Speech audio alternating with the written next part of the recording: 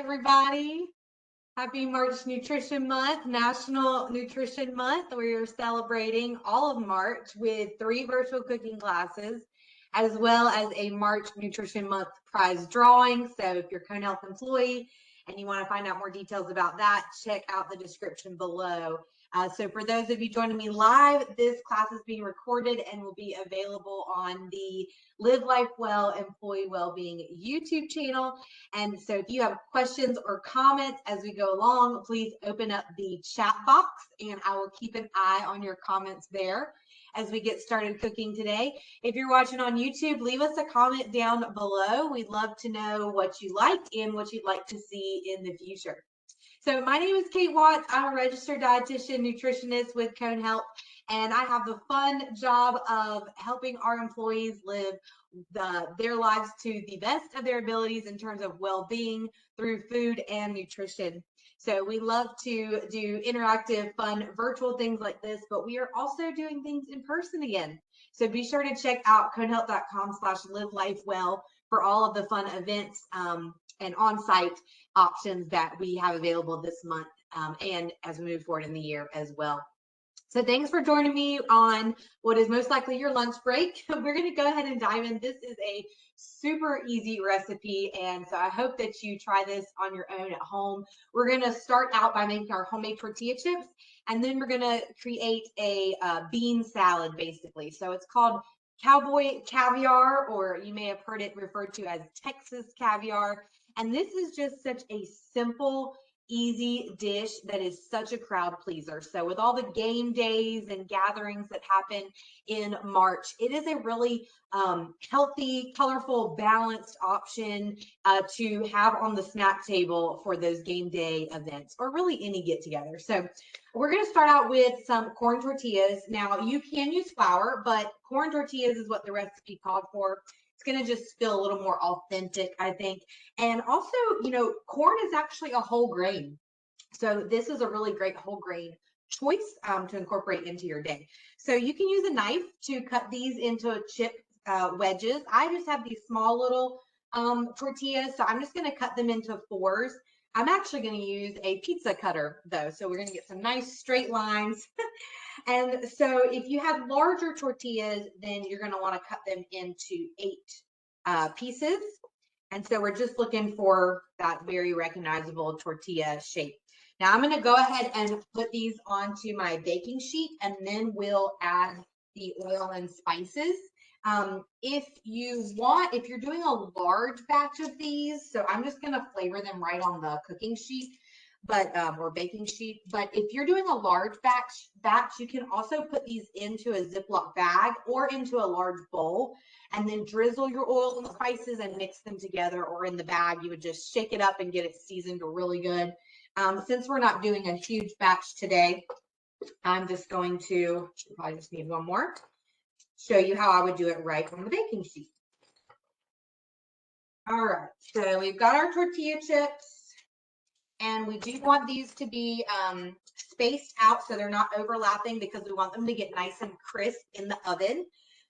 So we're making these ourselves because we're going to be able to control, you know, the amount of seasoning we're putting on it. It's going to be a lot less fat and sodium than a bagged store-bought version.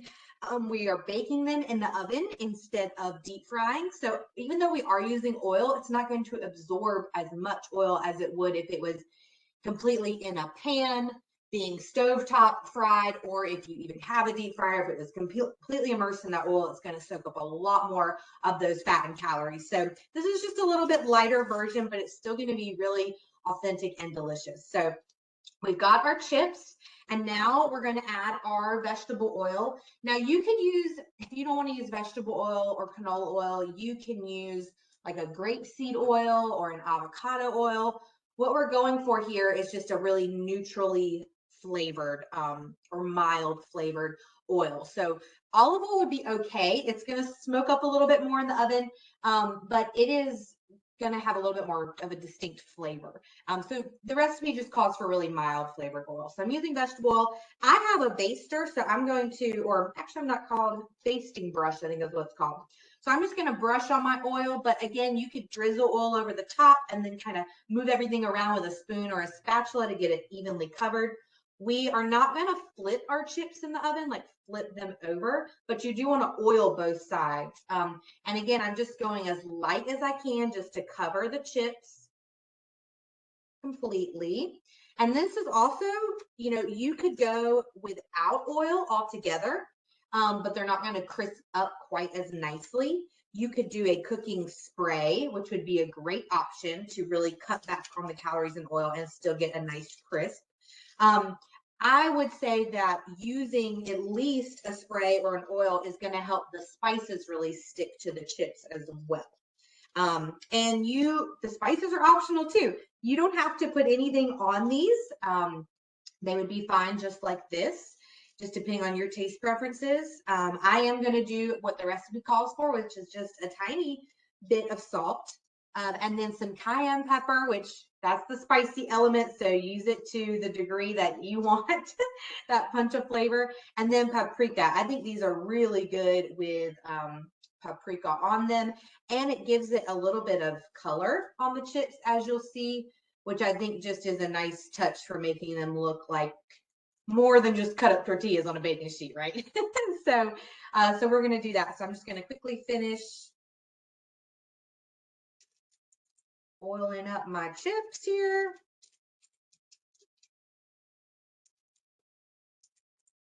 Okay.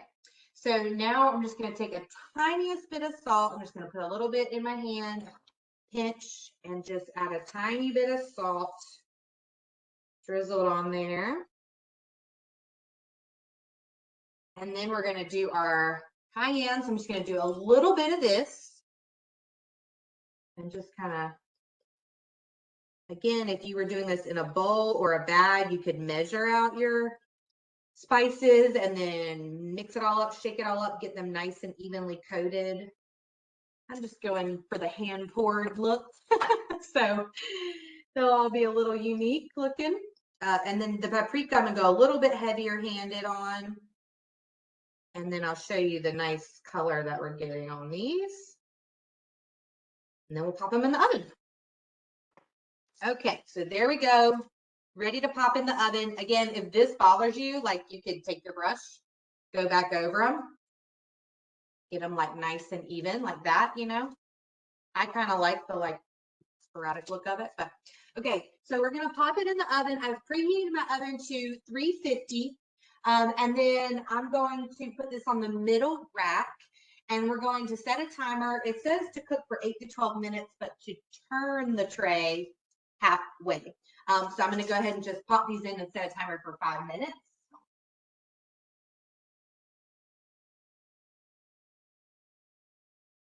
And I set a timer for everything because I'm known to burn things when I don't have a timer on. So things get left in the oven, forgotten about.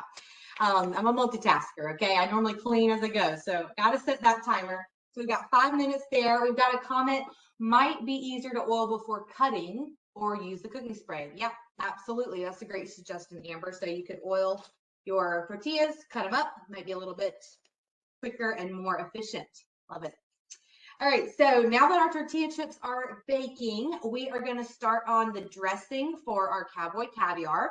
And you can find recipes for this where you just buy a bottled Italian dressing and use that on the mix that we're going to make. And I've done it that way. It is delicious. I find that this is just as easy, more delicious, and cheaper as well. And you know, a little more natural, depending on what kind of Italian dressing you would be buying. Bottled, this we're going to be able to limit that added sugar just with the amount that we are using. So starting for our dressing, we are going to use olive oil for this one. And so olive oil, again, is really better for like dressings than for marinades or roasting just because of its lower smoke point.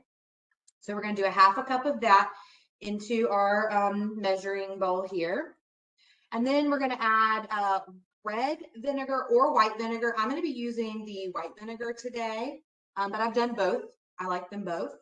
And then we're going to add a little bit of sugar, salt, pepper, and garlic powder. And we're going to whisk that up, and that's going to be it for our dressing. All right, so we've got our 1/2 cup of olive oil here. All right. And then I'm going to get into our vinegar. Now, cooking with vinegar is a really healthy way to get in some flavor, a kick. Citrus, vinegars, garlic, onions. So we're going to be using garlic, onion, and vinegar in this recipe, but it would also be good with some lime juice if you wanted to add some citrus to it.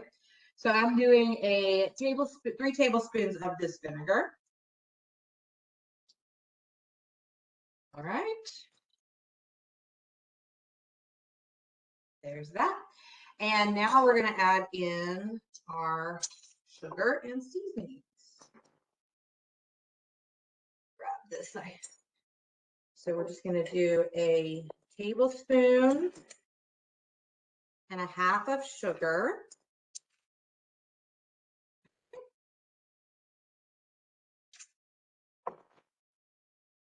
And salt, pepper, garlic powder. Now, if you guys have cooked with me before, you know I don't always measure out my spices.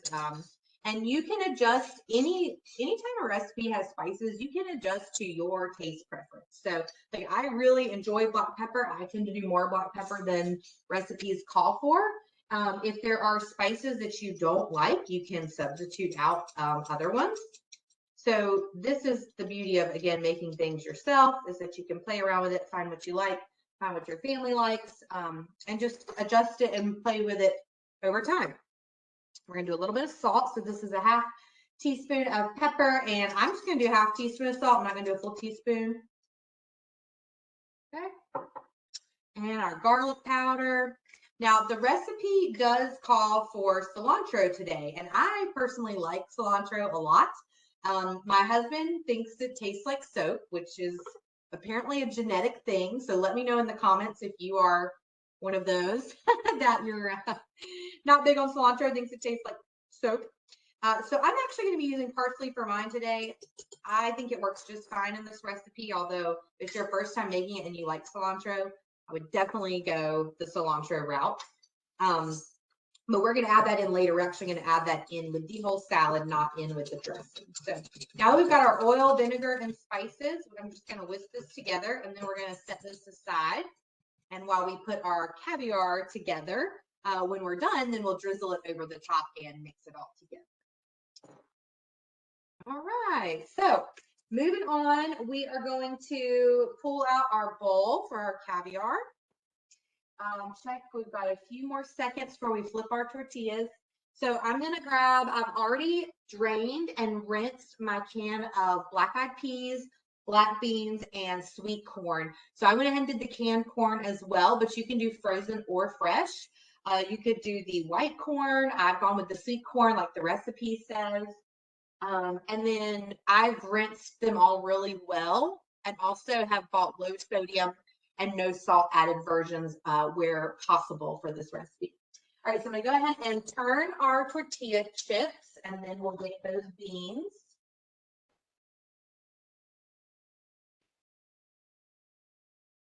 So the smell is really nice. It's a really nice aroma of, like, you know, fresh baked corn tortillas. And they're starting to bubble a little bit, and that's really what we want to see before we pull them out, is just that nice like bubbling, just like you would see if you were to put a tortilla on the stove top in a saute pan. So we're going to set another timer for 5 more minutes now that we've rotated those. And then I've got my bean and corn mixture here. So we've got black-eyed peas, black beans, corn. And now what we're going to want to do is add our other veggies. So we're going to cut up a green pepper. I've already washed all my produce. And I'm going to use a larger knife for this pepper because it's a little bit of a larger item. And then I'm going to use my smaller knife later on. So when I'm choosing my chef knives, I'm really just looking to match the size to the produce item. So really I could go for a smaller knife with this one too. It's just about how much control you can get. So for this pepper, we are going to just kind of slice it around the edges here. So I'm wanting to remove the core and the seeds. And we're going to do a nice fine chop to go into our caviar. So there's a couple different ways to get rid of the pith or the flesh, the white flesh there. So you can slice around it like I'm doing with this one, and then just toss that. Now you're missing some of the pepper flesh when you do that. So the other option is to actually remove it by scraping down the side of your pepper. So I'm just going to get my knife back behind it and then slice down and out away from me and my fingers. And then you've removed the flesh that you don't want, and we've got more of the pepper not going to waste. Okay. And then as I see seeds, I'm just scraping them away with my knife. They are edible. The green pepper seeds are not going to be too spicy. Same for your yellow and red, but you know, just texture wise, I'm not a big fan. So I'm going to get rid of those. And what I'm going to do is just cut my pepper into thin strips and then go back and dice it up nice and fine. Okay. Clear my cutting board here. So with knife skills, you know, you get comfortable in your own kind of methods. One thing that I always teach in the class is the claw or the C grip, which is just keeping your fingers bent back when you're holding on to produce. And then as you're going through with your rocking motion in your knife, you're moving your finger along as you are chopping. Okay, so you're constantly keeping those fingers, tips of your fingers tucked back safely away. All right, so now we're just going to group our sliced peppers together, and then we're going to go through and do a nice chop. And again, I'm doing like a rocking motion. I'm kind of gathering and pinching my peppers, keeping my fingers back out of the way, and just doing a rough chop of these.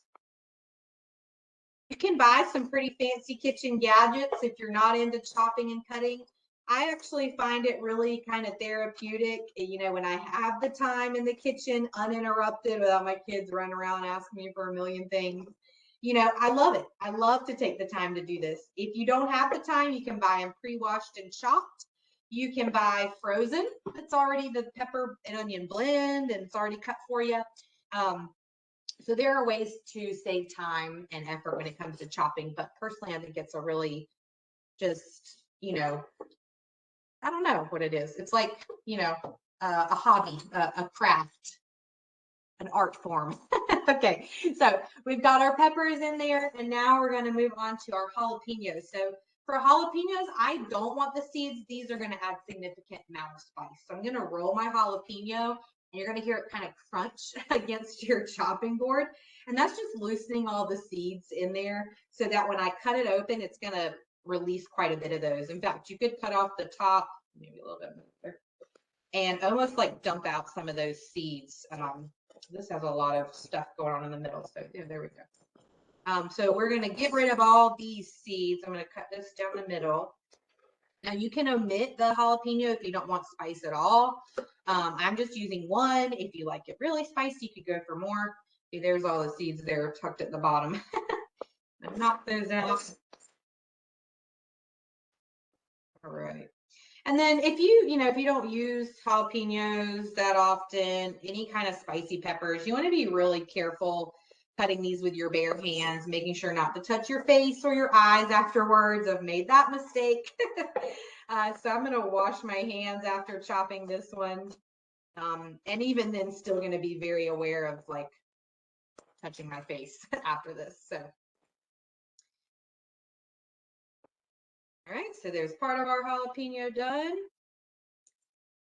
There's my timer for my tortilla chips. So I'm going to check on those and see if they need another minute. All right. Get rid of that. This cutting board I actually bought off someone local on Marketplace, but I think I found an Amazon link. I really like it. It's got the, under the cutting board, it's got the tray for your scraps or anything you want to dispose of. So it really just makes this process go a little bit faster and a little bit tidier. So I really have been enjoying this find. All right, let's take those tortilla chips. So they've bubbled up really nicely. I'm gonna let them go another couple minutes. They still look very wet or soft, if you will. And the recipe says once you pull them out and let them cool, that they'll start to crisp up. So we don't want to get them too overdone in the oven. So I've done 10 minutes total. The recipe says 8 to 12. So I'm gonna let them go those extra 2 minutes.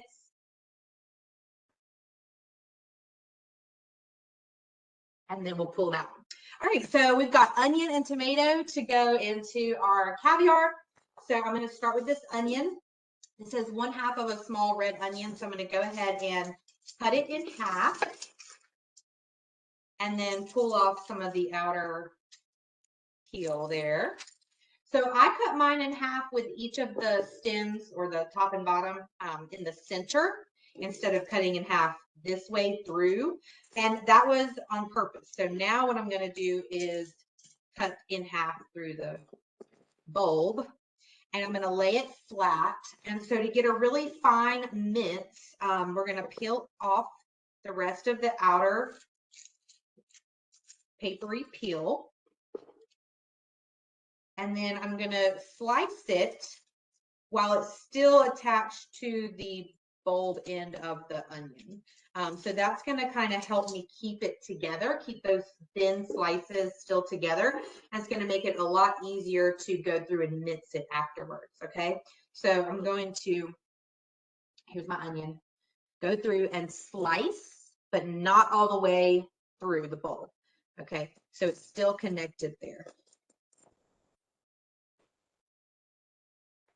And it smells strong. I love red onion, but you know, that is something that stays on your breath like all day. And if you wanted to change this out for a, you know, medallion or white onion, you could, but I like the color of the red. Okay, so I've got it sliced and it's still connected here. And so now when I do my hold and I'm cutting the opposite way, we're going to get a nice fine dice, hopefully. And it's not going all over the place so much. Okay. Now, I'm no pro, I'm no chef, so don't judge my knife skills too much. All right, I'm kind of getting rid of the yellow center pieces that were in there. I'm not really a fan of those. I mean, they're definitely edible, but all right. So we got a nice fine minced red onion going in. And then let's pull out those tortilla chips before I do the other half.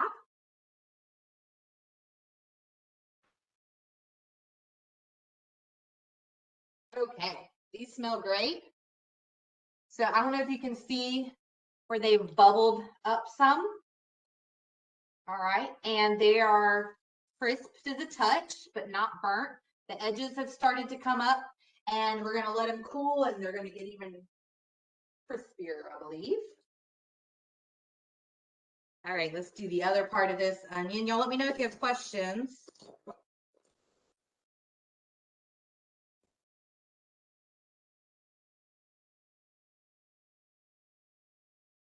Just gonna get rid of some of these pieces. All right, let's dice this one up.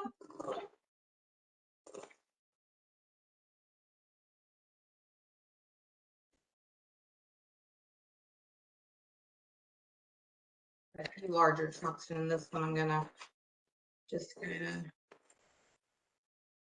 mince a little finer. All right.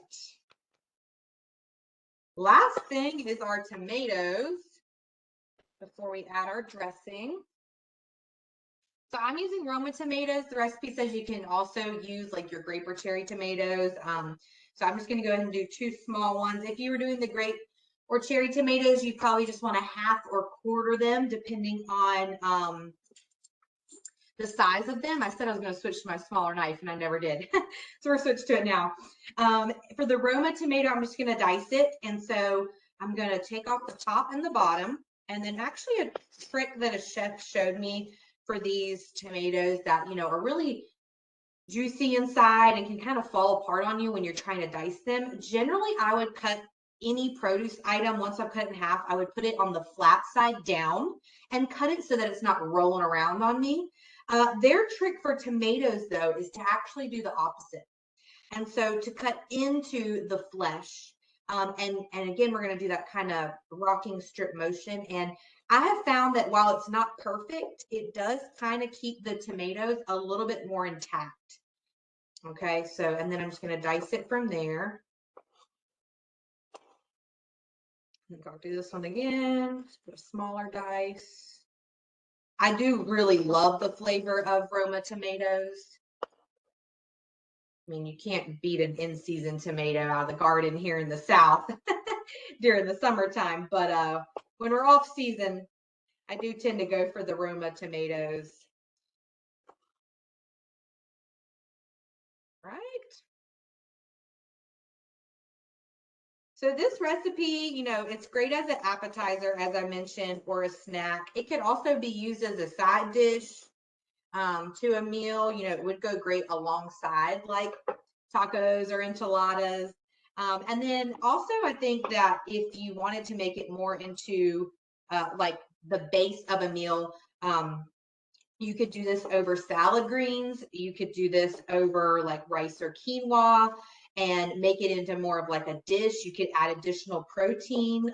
We've got beans, black-eyed peas in here for some good protein, but even if you wanted to add like some shrimp or something over top, I think you could even make it into like a meal. But my family has always used this as an appetizer for get-togethers.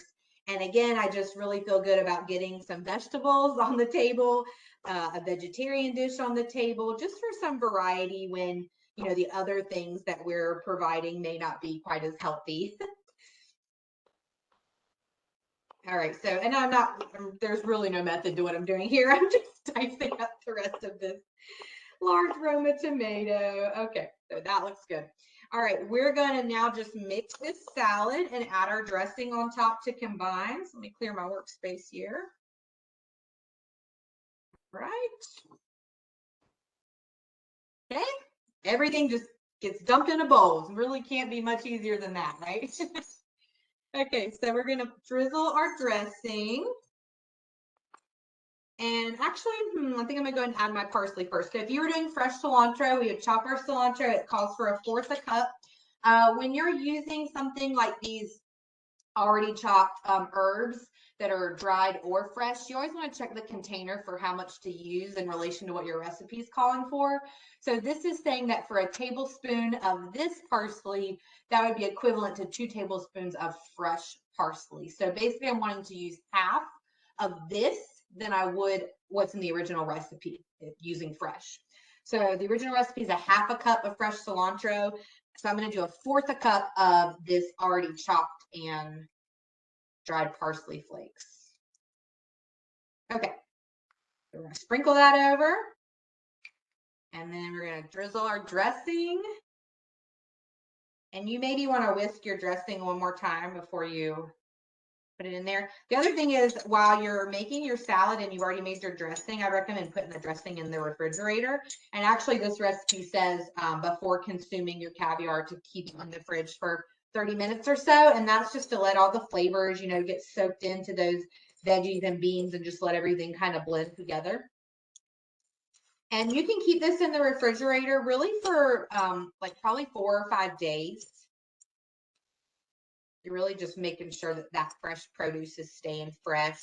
And if you put some cling wrap over top or put it in a container with a lid that's nice and airtight, it may even last you a week. So it is served cold. But if you're sitting it out, you know, on an appetizer table or a snack table for game day, it'll be fine out because, you know, we're just using all shelf-stable items in the dressing. We don't have any dairy or anything in the dressing. It's just olive oil and vinegar and spices. So it's fine to sit out, you know, for your event whenever you're serving it.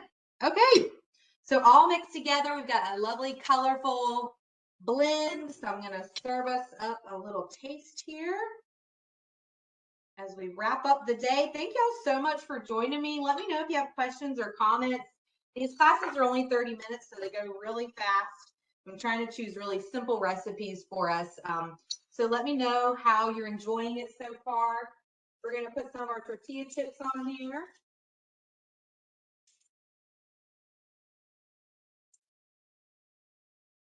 I'll be sending out a survey about the classes, and I look forward to seeing you on the other ones for March Nutrition Month. Here's our final product. Let's give it a quick taste. These have crisped up really nice. And they're still warm.